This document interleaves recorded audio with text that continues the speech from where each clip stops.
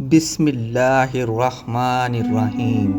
السلام علیکم سامعین۔ میمونہ حبشہ کے بادشاہ کی بیٹی تھیں۔ فتح خیبر کے بعد آقا کریم صلی اللہ علیہ وآلہ وسلم نے میمونہ کو اپنی بیٹی سیدہ فاطمہ سلام اللہ علیہ کی خدمت میں پیش کر دیا۔ جناب میمونہ سیدہ فاطمہ کی خدمت کو اپنے لیے باعث فخر سمجھتی تھیں۔ آپ کے خلوص اور ادب کو دیکھتے ہوئے جناب سیدہ فاطمہ سلام اللہ علیہ نے کبھی آپ کو ایک کنیز کی نظر سے نہیں دیکھا، بلکہ آپ کے ساتھ روزمرہ کے گھر کے کاموں کی باری بنا لی۔ ایک دن میمونہ کام کرتی تھیں تو دوسرے روز بنت رسول صلی اللہ علیہ وآلہ وسلم آپ حسنین کریمین اور بنات علی سے اس قدر محبت کرتی تھیں کہ اولاد علی آپ کو اماں کہہ کر پکارتے تھے۔ جب حسنین کریمین بیمار پڑے تو مولا علی علیہ السلام اور سیدہ فاطمہ سلام اللہ علیہ نے منت مانی کہ ہمارے بیٹے صحت یاب ہو جائیں تو ہم 3 دن روزے رکھیں گے۔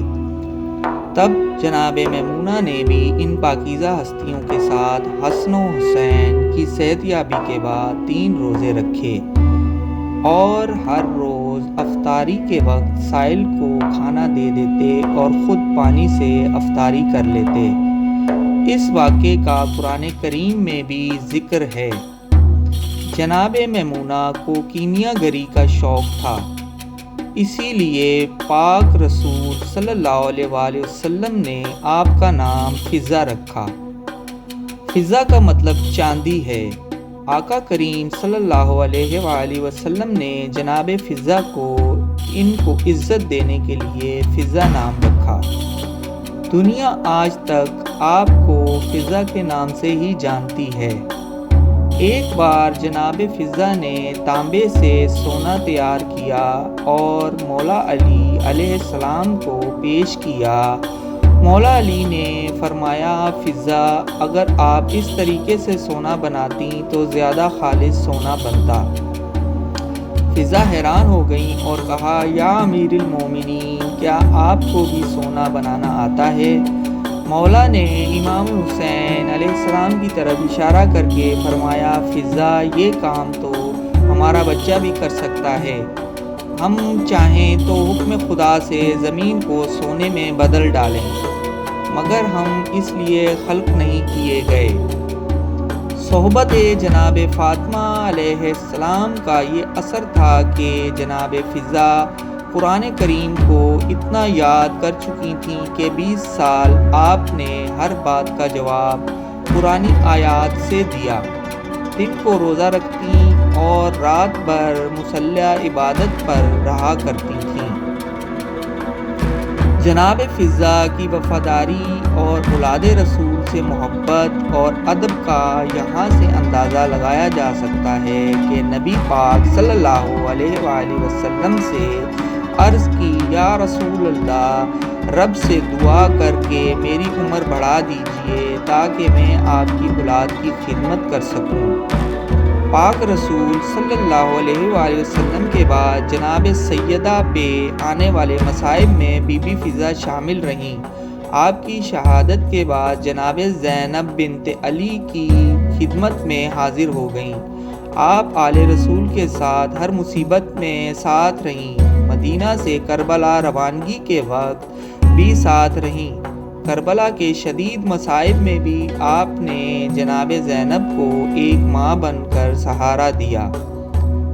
امام حسین آپ کا اتنا ادب کرتے تھے کہ وقت رخصت امام حسین علیہ السلام نے الگ سے جناب فضہ سے ملاقات کی اور ایک بیٹے کی طرح ان سے رخصت مانگی۔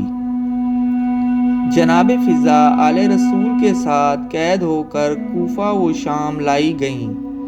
بازاروں میں بھی جب اسیران کربلا پر پتھر برسائے گئے تو ضعیف فضہ نے بھی محبت اہل بیت میں پتھر کھائے اور یزید کے سامنے ان اسیران کو پیش کیا گیا تو آپ جناب زینب سلام اللہ علیہ کے سامنے پردہ بن کر حائل ہو گئیں۔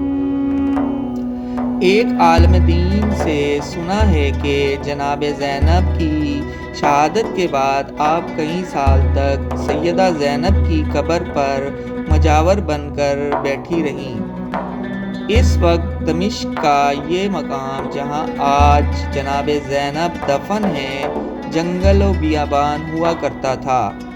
آپ ہر آنے جانے والے قافلے کو پانی پلانے کے بہانے روکتی اور بتاتی کہ یہ جس کی قبر ہے یہ عام مستور نہیں، یہ نبیوں کے سلطان کی بیٹی ہیں۔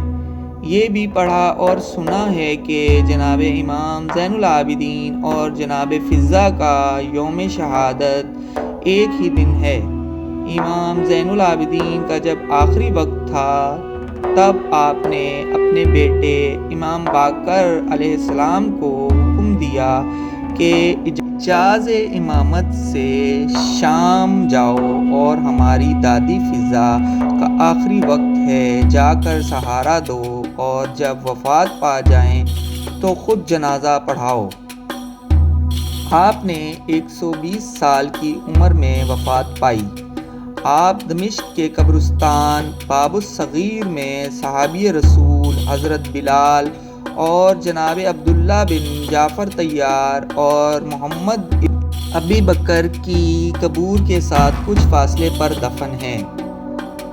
تا قیامت جب تک اولاد علی کا ذکر ہوتا رہے گا تب تک جناب فضہ کی وفاداری یاد کی جاتی رہے گی۔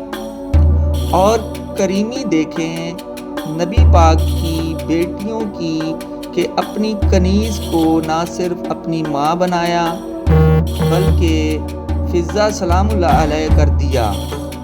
کروڑوں درود و سلام ہوں وفا کی ملکہ جناب فضہ کی ذات اقدس پر۔